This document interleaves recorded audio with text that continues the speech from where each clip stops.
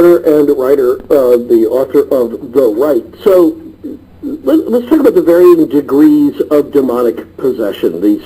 An understanding that sometimes it's a full-out possession of the soul, but that there are other types of yeah, that's right. It's not a one-shot thing or one-size-fits-all kind of thing.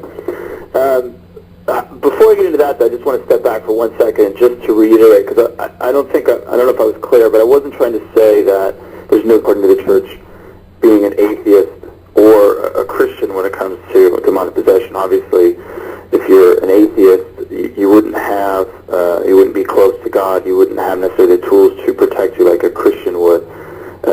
But it's the idea that that's not enough to become a victim. Well, I guess I'm still slightly confused about that, but I don't want to dwell on it either. This idea that if you take your mind off of God, you open yourself up to demonic possession. And I think there are fewer people on the planet who see God, who think about God in the traditional Christian way, than there are people who don't. And right. Well, it's that you have to actively be seeking out this other things. It isn't just staying on God. You're protected. You're closer to God. You have the armor, so to speak. If you're not a Christian, if you're not practicing your faith, you're thinking about yourself. You're putting yourself. Then it's easier for you. It's said to be easier for you to become a victim. So, not thinking about God. It's that you sort of actively doing things that are putting yourself before God. The idea that you are, the source of your own happiness and all those kinds of things. So it isn't just that, hey, I'm things. And then, of course, practicing the occult. You're actively trying to contact the spirit world through a Ouija board or through something like that. But it's almost like it becomes a sort of obsession, and that can be said to be able to open. Well, then, if you're going to talk about obsession, then that brings us back to the varying degrees, doesn't it? Because obsession is one of the understandings of demonic influence. That's right. There's various ways and I would lump these in. There's two categories that attack people, not just the devil, but demons, etc. One is through extraordinary, and one is ordinary.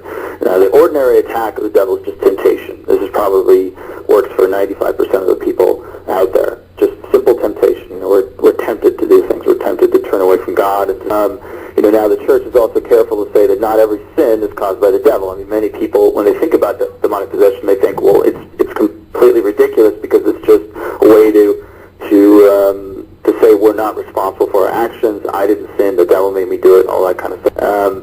We're still responsible. We still make the choices. So the ordinary activity is temptation. Now, the extraordinary activity is infestation.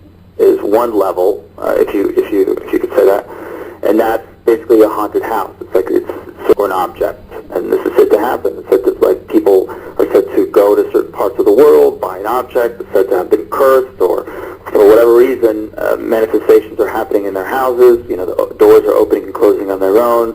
They're hearing scratches. Odd things are happening. Infestation of a place. And usually this doesn't require an exorcism, I was told. Usually it just requires that a priest comes and blesses the house, maybe celebrates the Mass inside the house, and the problem goes away.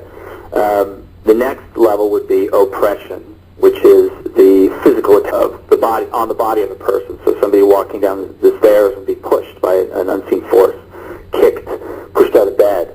There's various saints. Padre Pio is one who have had these kind of phenomena happen to them, and it's just like a physical attack outside their body. The next one would be obsession, which is sort of like an attack on the mind, and this is incessant thoughts that you can't get rid of. And I talked to psychiatrists about this. What's the difference between that and schizophrenia and other mental illnesses?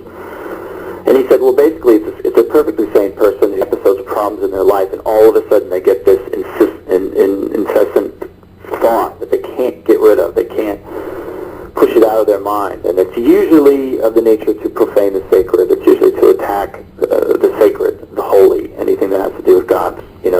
Perhaps the most dramatic demonic possession. Now, it's important to note that these are not stages. It isn't that first comes infestation, then oppression, then obsession, then possession. It doesn't work that way. In fact, some books have written about that in the past, but I asked, and they said, no, it isn't. And interestingly, if somebody is said to be possessed, then they may have these things happening in their house. Objects moving around, disappearing, reappearing, doors opening and closing, objects levitating, and it's because of the individual, not... We're talking with Matt Baglio, the Rite. So this would speak to, say, like the Amityville Horror, the famous house where supposedly, as tradition has it, a horrible murder had taken place. The house was then infested by, we saw it lived out through flies, according to the Lutz family history, the floating pig with the rat. And even when the priest came in to bless the house, was told to get out. This would be evidence of that layer of demonic possession. Mm-hmm. Well, of an infestation, you mean? Of an infestation. A while since I've seen that movie, but yeah, I think those symptoms that you're describing would be online with, in part, with something like an infestation, something that is happening to the house. I spoke to an exorcist in Philadelphia, in the Philadelphia area, who somebody had said was possessed or infested, and he performed several masses, and the problem went away. And he described some of those feelings, an extreme cold that you can feel in a room, that there's no source of it, like a wind blowing through a room, that there's no source of strange figures that you can see on the wall, these kind of things. Now, I also spoke to exorcists who were seeing people who they told me were possessed, and this phenomenon was also happening in the house. There's this one girl who I interviewed, who claimed in the middle of the night she felt a slap across her face. She woke up, there was nobody in the room, and then she started to see these insects appearing on the walls, and all that kind of phenomena, other objects moving around the house, levitating. So, yes, those are phenomena that, with people rather than a house, and exorcists tend to perform exorcisms only over people, not over houses. There is a specific ritual for performing an exorcism over a house, but I believe most exorcists just perform a mass, perform a blood, and odd things do happen. All right. So then the possession, the full-blown possession of a soul. How does this happen? What are the mechanics, according to and your own studies on this? What is the nuts and bolts of a possession like that? What happens? Mm-hmm. Well, it's not possession of the soul. That's the distinction that the Catholic approach makes. They believe that Catholics believe that Christians believe that somebody has the Holy Spirit that has come down inside of them. It's impossible for them to become possessed in any way. But the Catholic Church makes that distinction that the soul is okay, but that the body is possessed. So so much out there and so many different beliefs about it. Not even just looking at religion. There's other approaches to this concept of indwelling of spirits.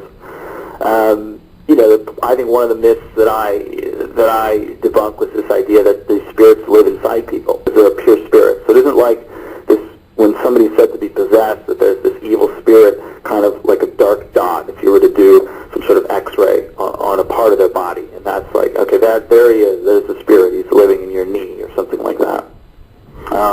These are pure spirits, so they don't have physical bodies. They don't occupy space as we do. That sounds